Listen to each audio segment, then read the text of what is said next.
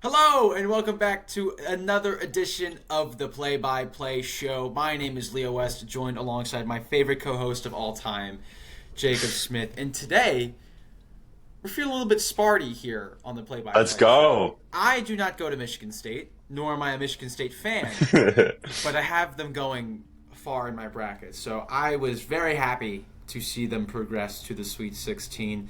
But that is what we're going to be talking about. We're going to have a really good show planned for you. We're going to talk about the first weekend of March Madness and then look at look at the matchups going forward. But Jacob, how are you feeling after the first weekend of March Madness basketball? It's that time of year again. It feels great to have it back. I mean, setting up shop Thursday afternoon, right at 12:10, all the games, just Creighton Louisville first game on, then just piling them in onto the schedule after that was Yeah. like there's literally no better feeling. And I know it's not like we'll get into it a little bit later, but I know it like wasn't like a typical first weekend, I guess, for March Madness standards, but still some great entertaining basketball nevertheless. Probably one of my favorite times of the year, like you said. It's just great to have it back on the TVs, and even if you can't catch every game, it's so much fun just having basketball on the television, like the highest competition of Yeah. basketball for college. It's so hmm fun. I am in total agreement with you. I am feeling great the fact that we have basketball. I am feeling terrible because my bracket was God. over the minute Louisville and Creighton started playing. I had Louisville advancing to the round of 32, and then eventually getting knocked out by Auburn, but they didn't even get to do that. So it was fun, and then. Of course, the upsets I don't pick that ends up happening. The upsets I do pick don't happen. So it was just great from all perspectives as well. My potential dark horse Clemson. I mean, we said it was going to be a good game.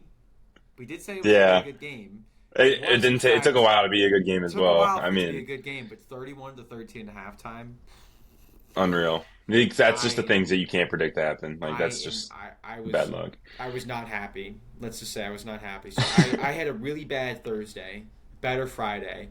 But in terms of how my bracket is going, it's actually in the top 50% on the March Madness Live app. So I know Pretty you good. had Wisconsin going far in your bracket, and BYU took care of business. Took Yeah, care of I was not business. planning on talking about my bracket because it's pretty bad. I think in the pool that me and Leo are in, it's pretty much at the bottom. I've gotten pretty much every upset wrong that I picked. I've gotten pretty much every like second round, third round game wrong that I picked. Auburn and Michigan State are really all I got going for me because I had Florida losing yesterday, and of course Florida won by two against UConn. I was like, they were out by like with a few minutes left. I'm like, oh my god, I'm about to prove everybody wrong, and then typical fashion, UConn sells the game at the end, and my Cinderella Final Four, I guess, pick in a way got Do, shut down there, but do you it's feel crazy. like you overthink things when you make your bracket, or like, because I feel like I overthink things. I feel like I totally overthought it this time because I had High Point beating Purdue, and at points it was a 3 point game. Like it was a three Hmm. point game, and I really thought the Panthers could come through, but they didn't. And then like McNeese, like effed me over last year, so I was like, well, I'm not picking them this year. And they're going against a really good Clemson team, the best Yeah. season in Clemson history. And of course, they do that to them. And then as I'm just like making sure my bracket looks nice, making sure everything is how the way I want it. I changed Colorado State to Memphis with 5 minutes before my bracket locked. What am I thinking? What was I Yeah. doing there? And then I had Yale beating Texas A&M, which looking back at it, I'm like, okay, interesting. The only one I was really like, I wouldn't change, or like, I totally don't wish I changed was UC San Diego against Michigan.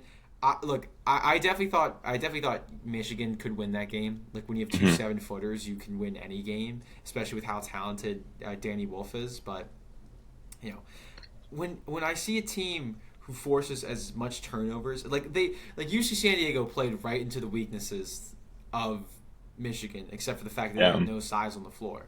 Like it was like if UC San Diego went up against any other 5 seed, I think they're running them out of the gym.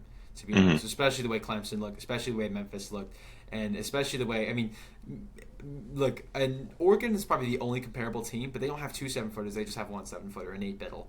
So I think that I really think that they could have gone far. They just got a really cruddy end of the stick. But and then I know there was all kind of dismay about how the bracket actually came out, like Michigan being underseeded, Wisconsin being overseeded, UNC making it into the tournament, Louisville being an 8 seed, and then like being the 13th ranked overall team being an 8 seed. It was just a whole lot of stuff that was really confusing. It didn't make a lot of sense, but it doesn't matter because it was over in an instant. Like, Yeah. one of the big gripes I heard was Gary Parrish. I forget who it is. He's the Ion College Basketball podcast host. He was like, Louisville is going to play a home game against Auburn in the second round because they play in Lexington, Kentucky.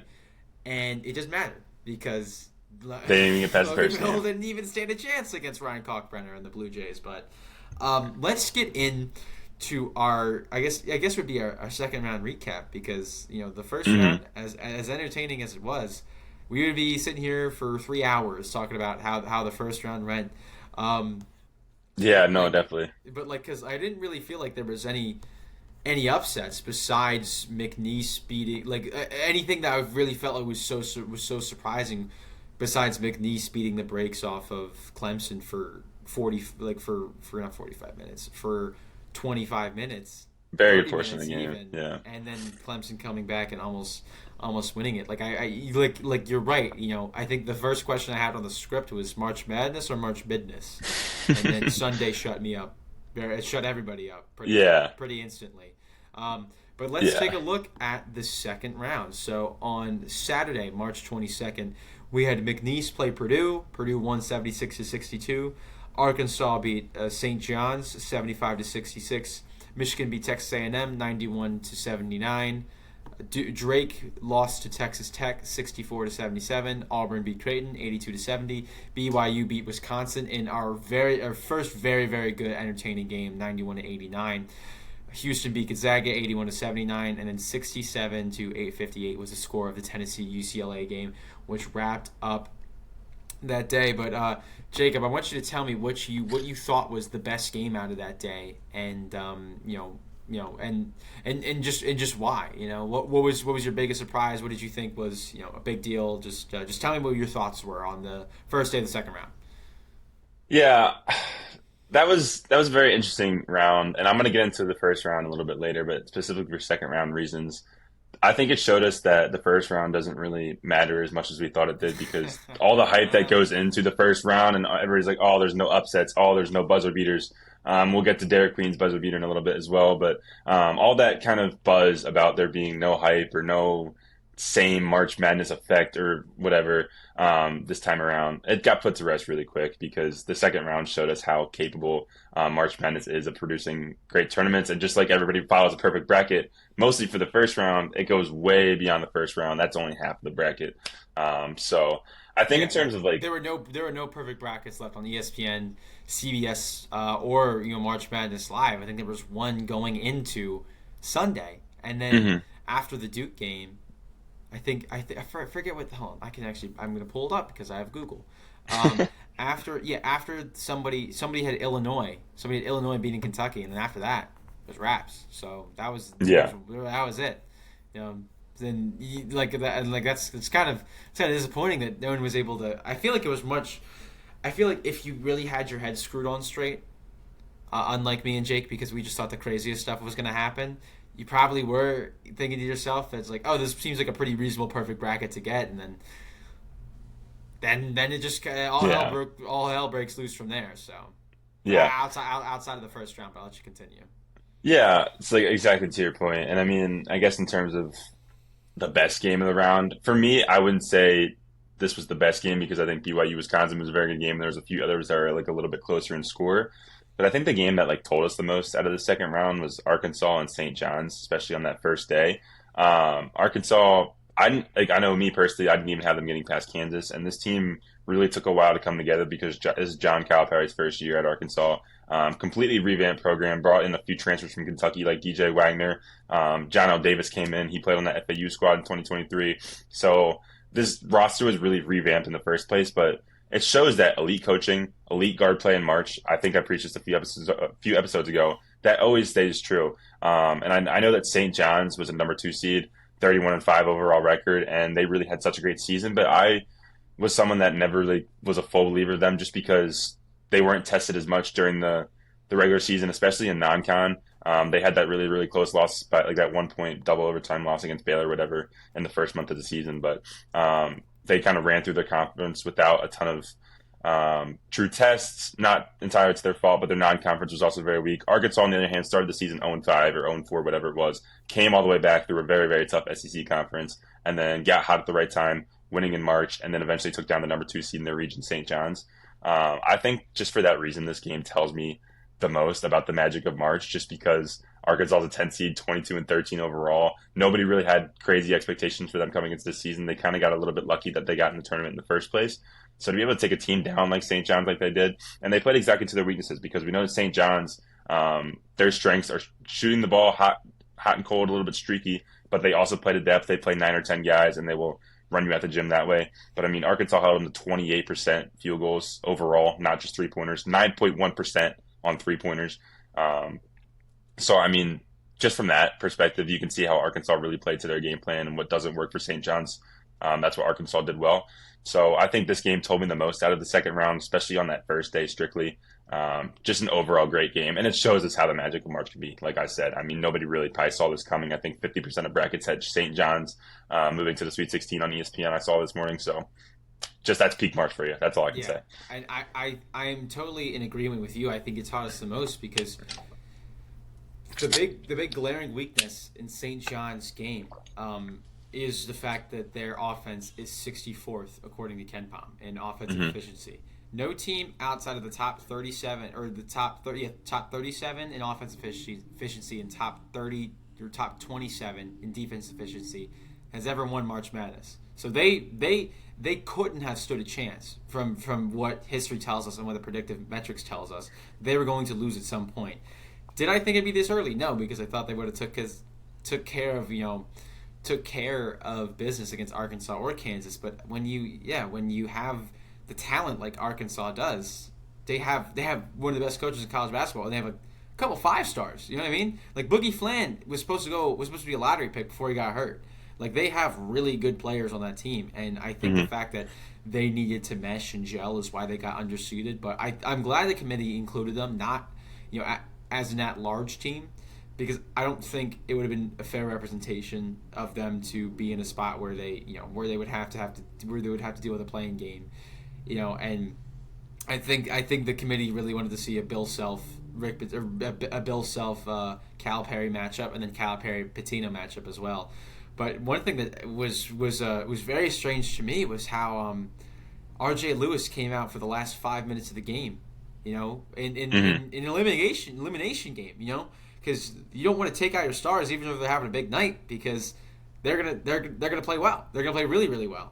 Even in crunch time, they're still gonna hit shots to your best player for a reason, the reigning Big East Player of the Year, and that really caught me by surprise because St. John's was they're a +5 with R.J. Lewis on the floor, regardless of how ridiculous the shots he was taking, ridiculous how you thought that was, or how poorly he played. It was still a net positive on the floor. St. John's was winning when he was there, so why not keep him on there?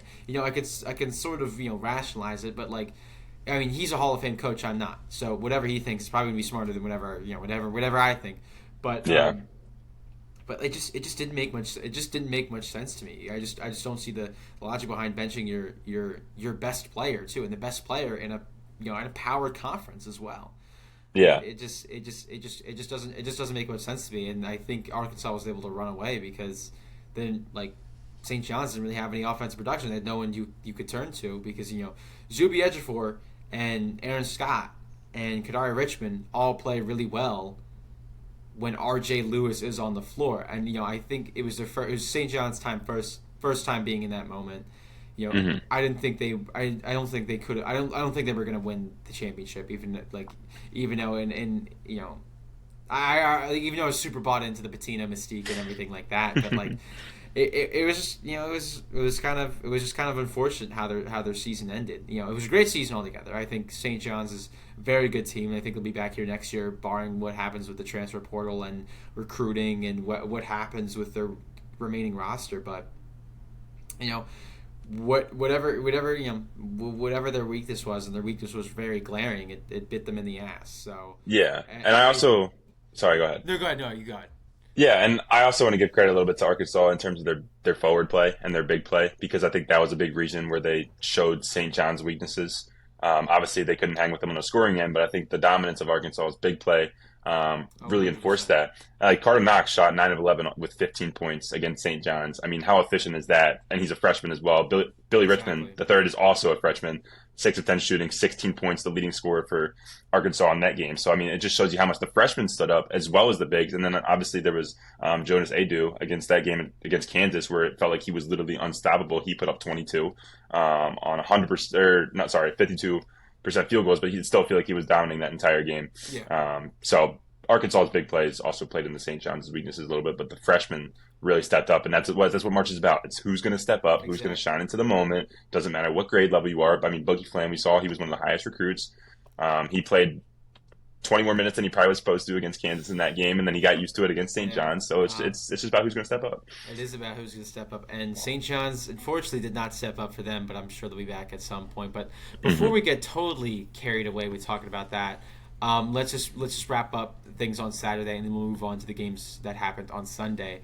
Um, Now that I feel like the BYU Wisconsin game was really good, and I find it hilarious that Richie Saunders is his great grandfather invented the tater tot. I thought that was a really intriguing thing that happened. But this Gonzaga Houston game was insane, just Oh, that back was and forth nuts. the whole way through, and then Gonzaga losing the way they did, that was kind of, that was like holy, like wow, like I can't, like they almost had they had the game in their hands too. They fought all the way back, which is really impressive. Auburn, are you out on Auburn, or are you still in on Auburn? Like, do you want, like after the Creighton game, like it was 12-point win. Hmm. I think they would have covered the spread. I don't know the Hmm. Vegas line off the top of my head, but Hmm. Janai Broome did not have a good game, and Hmm. it was really the other guys on that roster that stepped up. Are you bought in on Auburn, or do you think a team like Texas, like do you think a team like Ole Miss or Michigan State can cause them trouble, or do you even think Michigan can give them a hard time as well? Yeah, I'm not gonna lie. I'm still bought in Auburn. I think because Me too. Me I too. this is the team I picked as my national champion, and I think it's for good reason. Creighton, who they just played and beat them by 12, I think Creighton's also a little bit better than a 9 seed.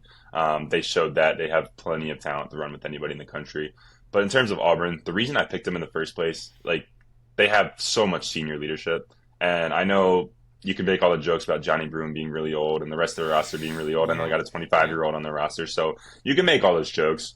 But experience also helps you out a lot, especially when it comes to crunch time. These games are win or go home. So who do you want on the line when you're playing the toughest competition, game in and game out? When you can go home at any given time, you want your seniors, you want guys that are old enough to lead the team and go in. Even though Johnny Broome didn't play well as well, like you mentioned, 8 points total. They have so many other guys that can step up, and I think that really goes to test of what this team can do. Todd Pettiford is one of the biggest reasons why I think they will go far. Oh, he has such a good game. Like the thing is, 32 you're minutes off right. the bench. Yeah, Exactly. the thing is, you're right. Like this Auburn team has a lot of depth. Like Denver Jones, Chad Baker, Mazzara. Oh my gosh, I can't think. Like Tahad Pettiford, and then their Hmm. center. I can't remember his name off the top of my head right now. But that is a team that has the makings to go to the Final Four, and I think they will go to the Final Four. I still think Florida's going to win. I still think Florida's going to do that because no team who dropped three out of the last four before heading into March Madness has ever won the tournament, and Auburn dropped three of their last four heading into March. So we're heading into the tournament. So like I am not I'm I'm not totally out on Auburn. I think they're going to be the team that gets out of the South, but I could also see Michigan giving them a hard time as well, especially if Most definitely. Janai Boom doesn't play well, because they have the size. Thing is, they have the size to match up, and they are much better defense, much better offense, but it's just 91 points against a top 10 defense, or a Hmm. top 15 defense at Texas A&M. That just doesn't happen by random. And Dusty May is a tournament coach. Yeah. Took FAU to the Final Four, Hmm. and they only lost because Lamont Butler hit a buzzer beater off the freaking glass. Like what?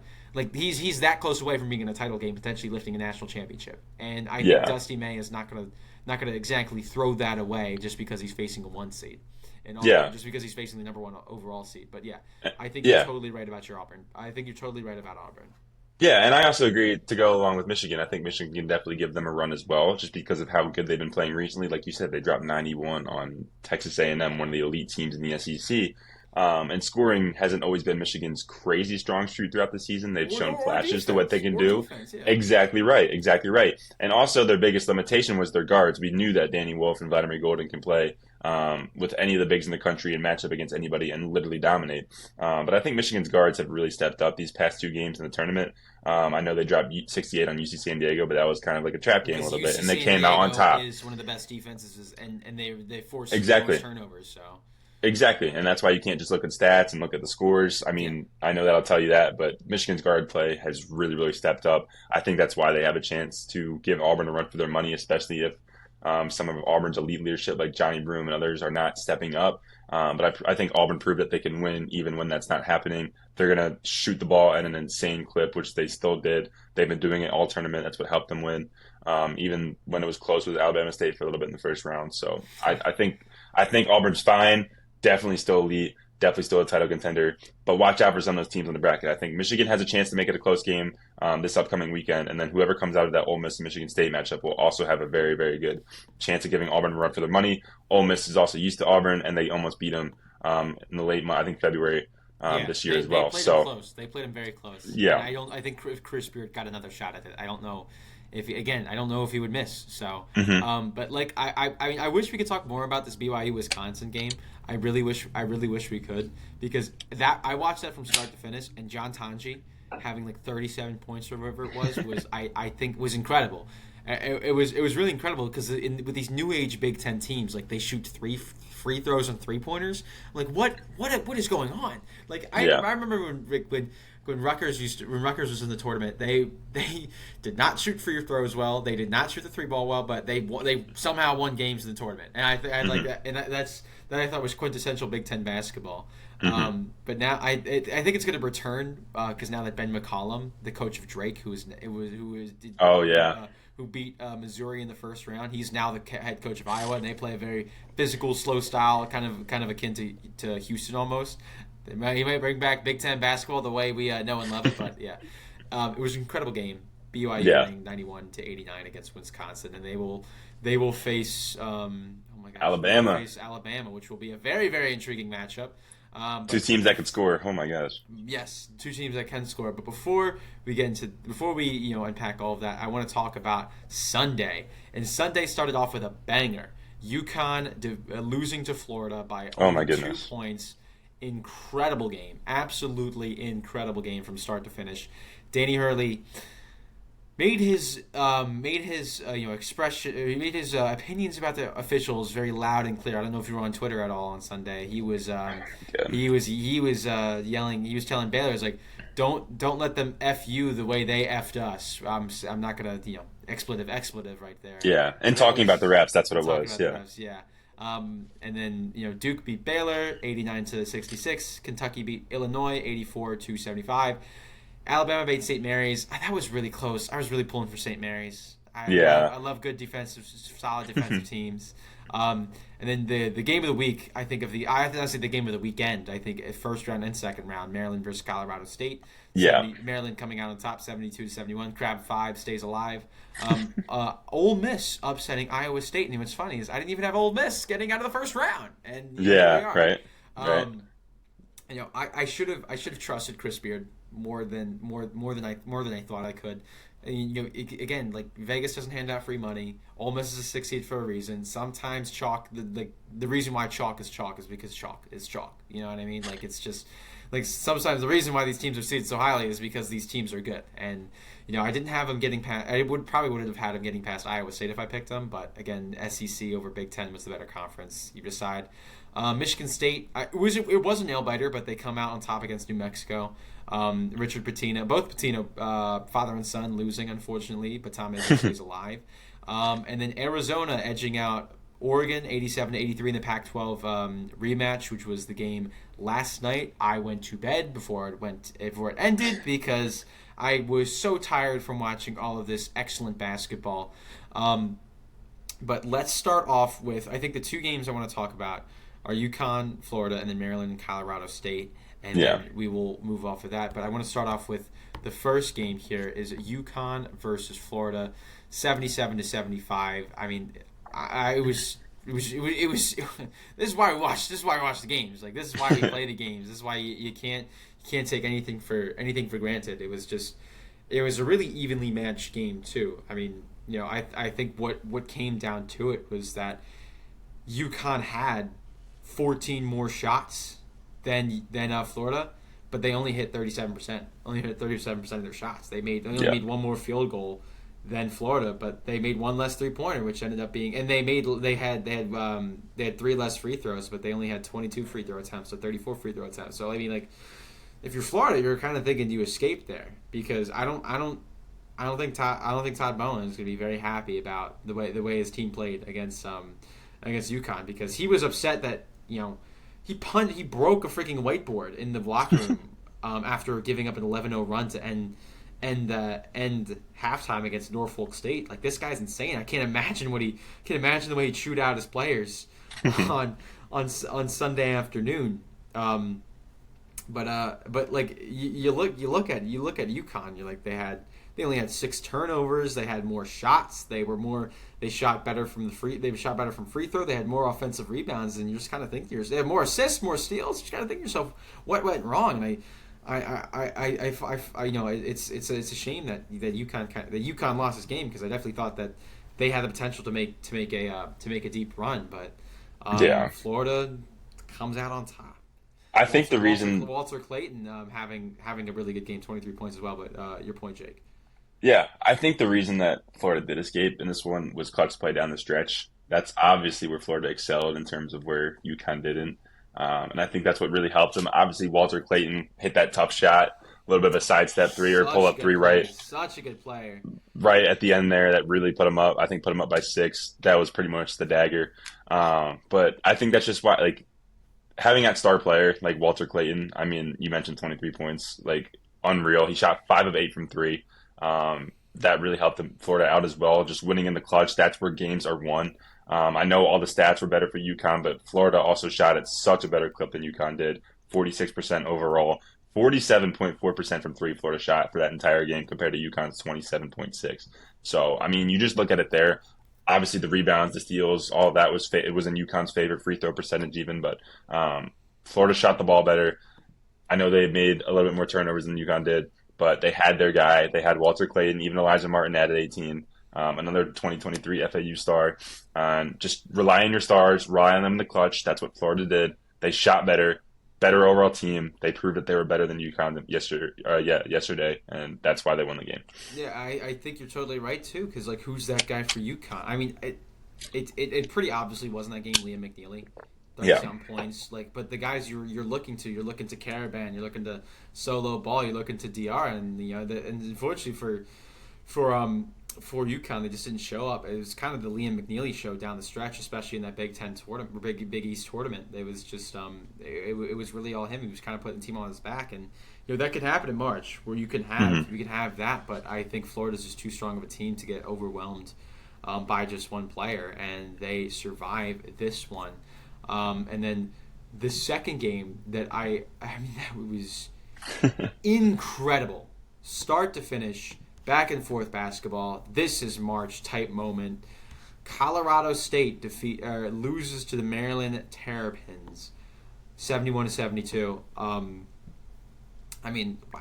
Just all I can say is wow, because Casey. I mean, like that was an incredible game, and I think you mentioned to me in conversation, you're like, you didn't think Maryland would go far because of their lack of depth, but again, you just made the point that star power wins these games, and let me tell you, the star of them all, Derek Queen, came through when it mattered the most, hitting a buzzer beater at, like, an actual buzzer beater too, not to not to, like, just run the clock out, like a shot with 3 seconds left forever, but 2 blocks, 17 points, 7 for 12 from the field, 2 for 3 from 3-point land. I mean, you want to talk about a guy who's going to be a one shining moment. It's probably going to be Derek Queen. They're going to put that on the freaking on the reel when it's Yeah, all said and done when we're in the Final Four. yeah, But like that was just really impressive, and it stinks. It stinks a lot for Colorado State because they are a really good team. I know. They And weren't. Jalen Lake hit that crazy shot too. I Jalen mean, Lake that hit was that crazy unreal. shot. Like, just got two guys on him, hand in his face. High arcing shot. You're like, this is going to be short. Bottoms. Insane Absolute release, quick, bottoms. insane quick release as well. It Insane quick was release. So unbelievable. it was unbelievable. And then, like, you got to think about, like, Maryland has a size advantage. Colorado State grabbed 10 more rebounds, 5 more offensive rebounds as well. They had more assists. They had more turnovers and more fouls, and I think that's kind of where it didn't go well. And then Colorado State only shooting 5 for 12 from 3-point land. So you kind of look at Colorado State, you're like, you guys should have run away with this. If they had the shots, they could have ran away with this. And Most definitely. but the Terrapins, I mean, they're a good team. They're a really Yeah. good team too. And I think when push came to shove, it was just when it came down to it, they were the better team, and Yeah. they ended up winning right there. But we're looking at Maryland right here. They play Florida. How likely do you think an upset is for Maryland? Because I honestly think Maryland is going to be the best team that's Florida played. Because Yeah. you're playing UConn, but you're not playing number 1 seed UConn. You're not playing number 4 seed UConn.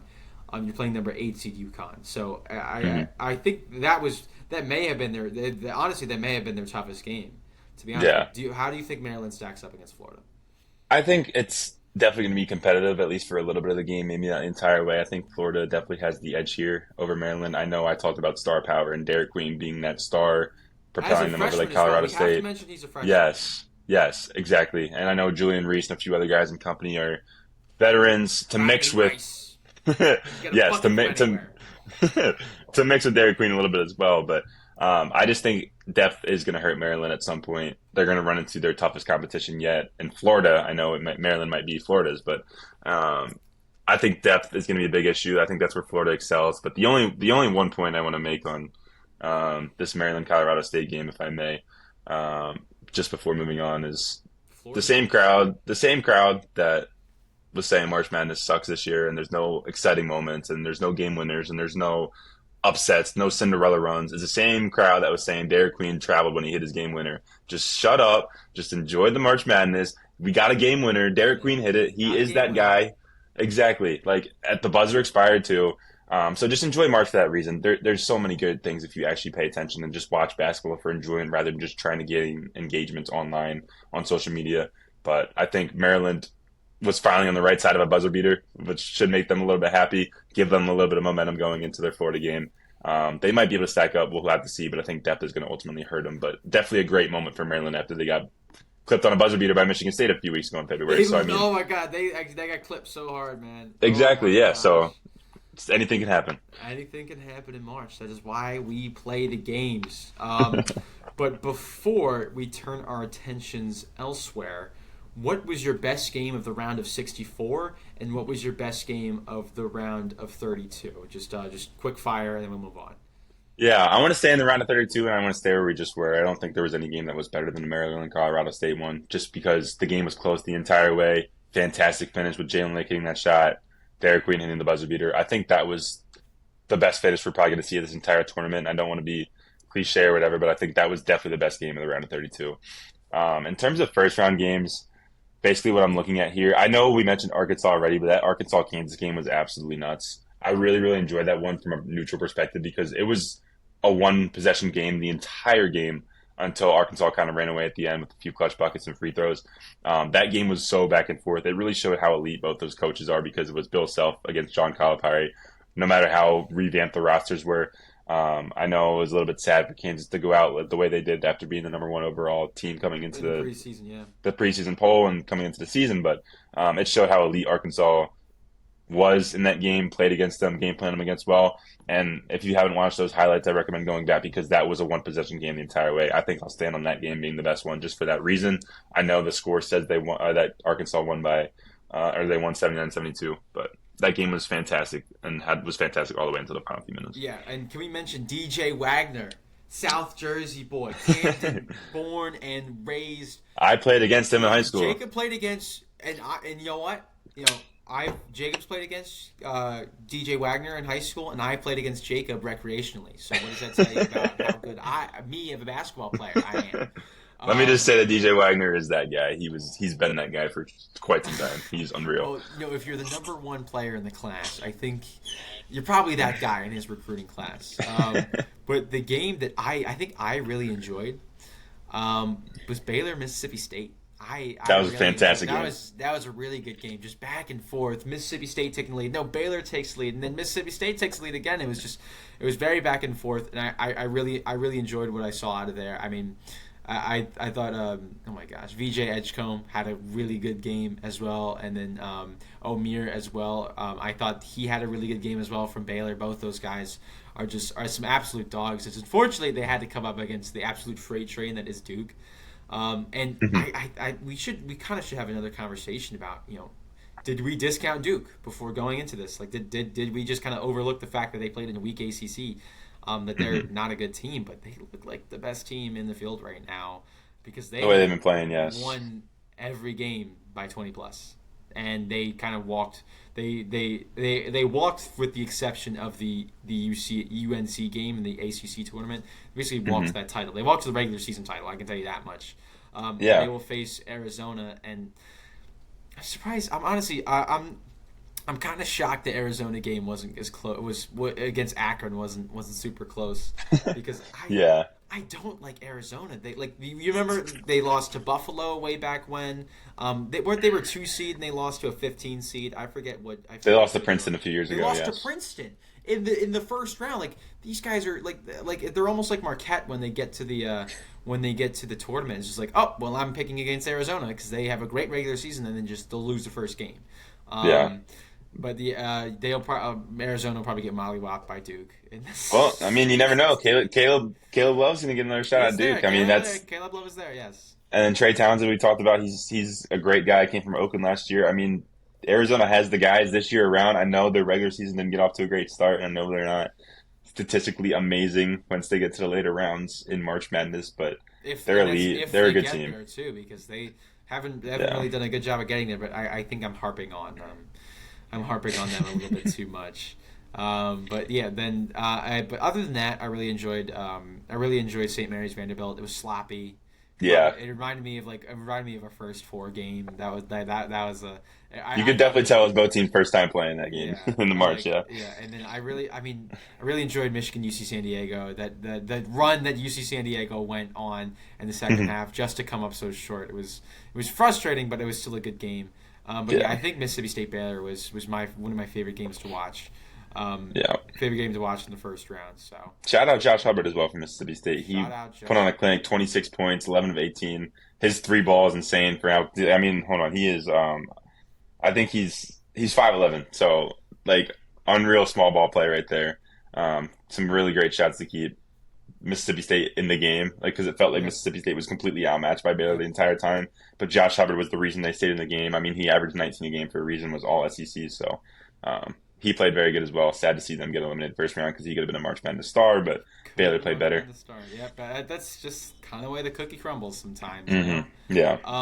But let's move on into our discussion about some Cinderella runs, and we don't really have.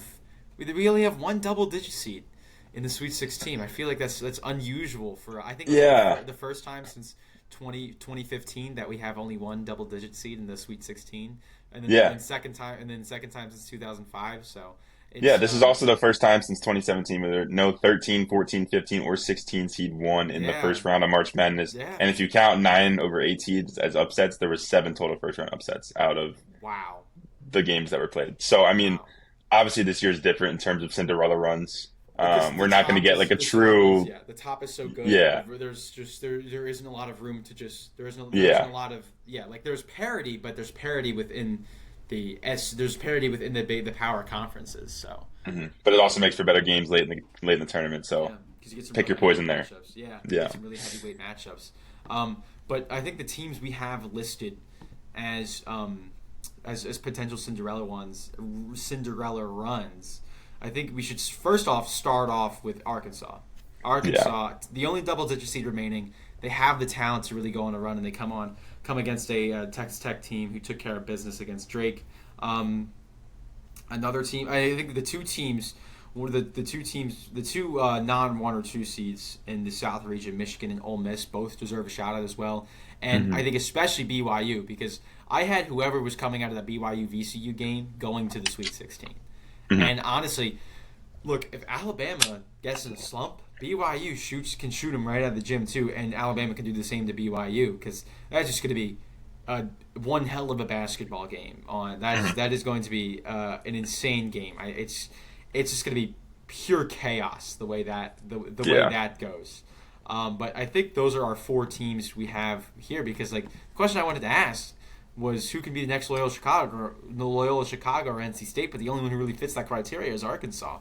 And we talked about them again. They have 2 former 5-stars in DJ Wagner, Boogie Flan, and John L. Davis, the FAU transfer, who has Final Four experience and a legendary coach.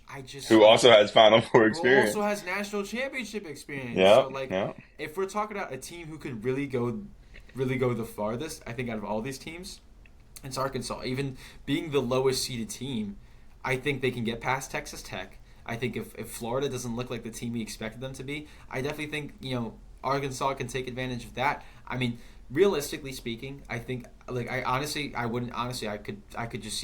probably would pick Arkansas to cover the spread against Texas Tech, because I can honestly see them winning. Like the way they play basketball, the way they've been able to win these games, essentially just thugging it out. Like I think John Calipari said he'd rather have an ugly win than a pretty loss. So if they continue to get those ugly wins, I think they will be in good shape, maybe even to make it to the Final Four. And they're the most realistic team I could see being the actual fit the definition of Cinderella, Loyola Chicago, NC State, whatever you want to name it.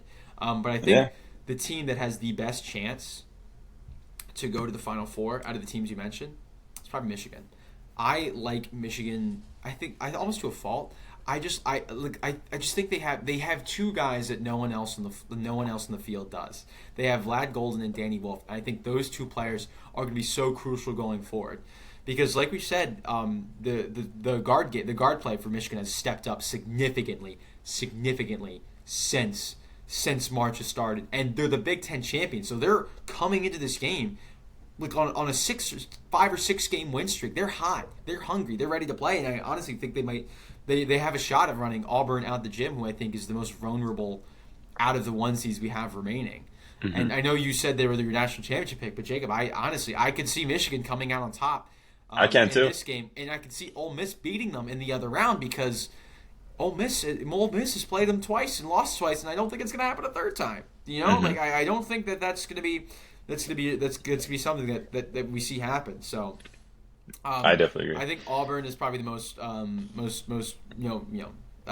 risk here, which is unfortunate, because they have 3 Final Four caliber teams on their side. Like, it doesn't matter who wins Michigan State, Ole Miss, because they're gonna have to. They both can get there. You know what I mean? And they still have to get through Michigan. But I think I like Arkansas and Michigan. Honestly, they could be in the Final Four, but I like those teams the most outside of the 1, 2, 3, and 4 seeds remaining. Yeah. I have to agree with you there. Definitely on Arkansas. I definitely want to touch on them, because I know we have a lot of this episode. We mentioned their coach, their star players, all of that, but I just think their matchup favors them a lot. I mean, they play Texas Tech March 27th, so that's Thursday, in their Sweet 16 game. Texas Tech really hasn't been tested that much this tournament, because they almost lost to UNC Wilmington this year. Yeah, I was just about to say Seahawks. Exactly. But UNC Wilmington led. They came all the way back and led for portions of that game. So we're talking about Texas Tech. I love JT Toppin. I love him a lot. But I'm just not confident with the way Texas Tech is going right now. I'm sure they'll shut us up, beat Arkansas by 40, and move on to the next round. But look, just the way it looks to me right now, this is how I'm calling it.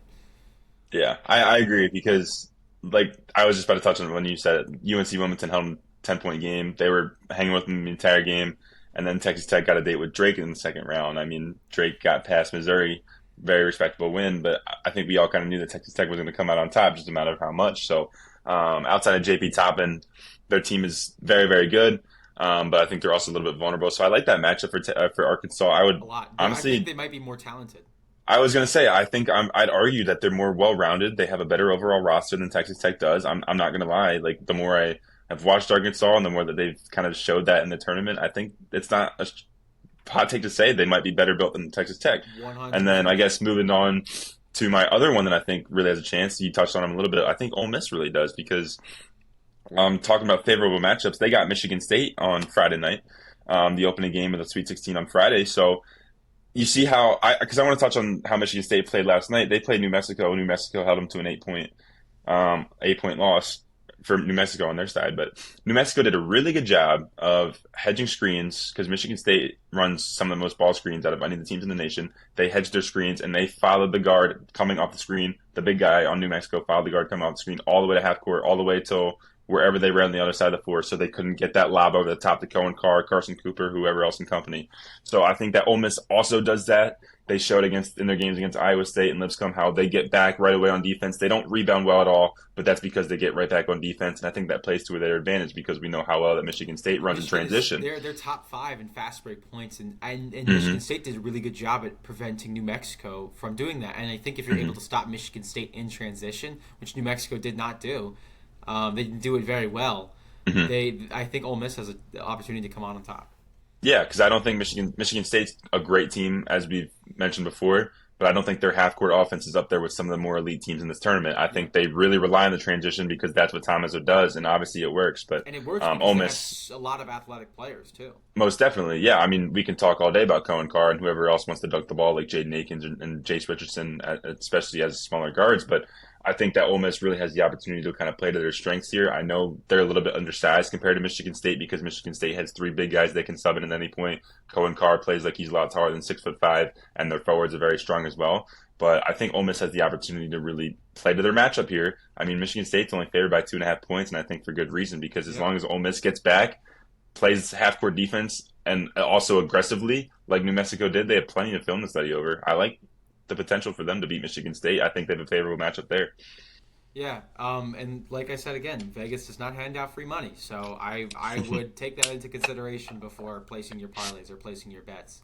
But Jacob, before we wrap things up right here, I want to ask you one question: has your national championship pick changed? Have you switched off of Auburn? Have you gone to someone else? Let us know.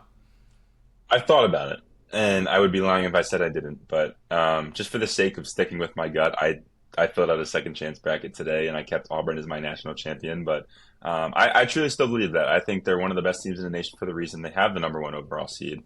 Obviously, there's one seeds that are playing better than them. I mean, I know we mentioned that Duke is ran by everybody. They played so far by 20, and they did that the entire regular season as well.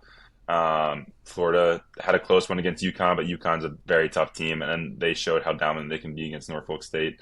And I just think that Auburn's just built really good. They rely a lot on their fast-paced play and just dominating teams in the half court, which they do so well. They also have very good length, very, very good size. They could play over the top against a lot of teams, and I think that's really going to help them. But also, in terms of their height, they stretch the ball out really well. They have great spacing. They can hit threes like no other team in the country can. I think for those reasons, Auburn is still my national championship pick, and I think they have the opportunity to run with anybody in this tournament. And I'd love to see them match up against someone like Duke or Houston in the final. I honestly, I have Florida as my national champion, and I really want to stick with my gut. I think I am going to stick with my gut. Oh, are they going to change for a second? I really am thinking about changing to Houston because they Okay. get a matchup against Purdue, and I think a lot of people, including myself, doubted Purdue, but Matt Painter is a really smart coach, and Braden Smith and Trey Kaufman-Renn are really smart players. But they took care of business to get a High Point. They took care of business to get against McNeese. But I don't know how they're going to take care of business against Houston because Houston, I think, outside of, I mean, they have they're going to face Purdue, and they're going to face at least a 2 or 3 seed. So on paper, they probably have the hardest matchup to get out of here. And I could see, honestly, the way Kentucky has been playing has been really impressing me. So I think Kentucky can come out and shut people up pretty quickly if they win against Tennessee. And I could see them going to the Final Four if they're playing exceptionally well. But I almost just want to pick Duke. Who is stopping Duke, man? Doesn't look like anybody can. Duke, like Cooper Flag looks like he hasn't missed a beat. Tyrese Proctor, Knepwell, Mason Davis, none of them, or Mason Gillis, excuse me. They're not. They are not. They do not look like they're slowing down. And I think they will run Arizona out the gym. I think they will absolutely demolish Arizona. And when they're going to play Alabama, they're just more talented than Alabama. They're more talented than BYU. You know, either of those teams come out, I just have a really hard time seeing Duke not winning it. You mentioned you thought they had the easiest road, by the way, to last episode. Yeah, so. like last week I said so too. But with that being said, I'm going to stick with Florida. When I'm filling out my second chance bracket, I'm going to make sure I have Duke and Duke and Florida in that championship game, because I think Auburn is the most vulnerable. I might even have them going out to Michigan. Fair enough. But I'm really confident in how Florida. I'm really confident how Florida is going, because when Duke faces a quote unquote tough opponent, they haven't felt much resistance. So when they get into a close game, how are they going to handle it? And if it weren't for a UNC mistake in the ACC championship semifinals, they'd be knocked out. They would have been knocked out, and I think that would have been a blemish on their resume. So when they get into a close game against Alabama, when they get into a close game against Houston potentially, will Duke be able to get out of it? Because I think they're going to walk. I think they're going to walk into the Elite Eight, but it's just how will they go from the Elite Eight to the Final Four to the national championship game, and then win the national championship game when the competition only gets harder? So we're going with Florida, because wins like those, and then wins like those especially build a lot of character. And I think the way they showed out in the SEC championship and the way they have played so far, it gives me confidence into thinking that they're going to go well. But again, I could be completely wrong. Auburn's probably going to end up winning the whole thing. Janai Broom's going to win. Bruce Pearl's going to lift that trophy at the end of the year. But yeah, I think I think that we'll do it here for us on the play-by-play show. But before we say anything, make sure to check out our official play-by-play second chance bracket. I know we didn't do an original bracket. In my defense, I'm busy, so. Felt that. In my defense, I could not do it.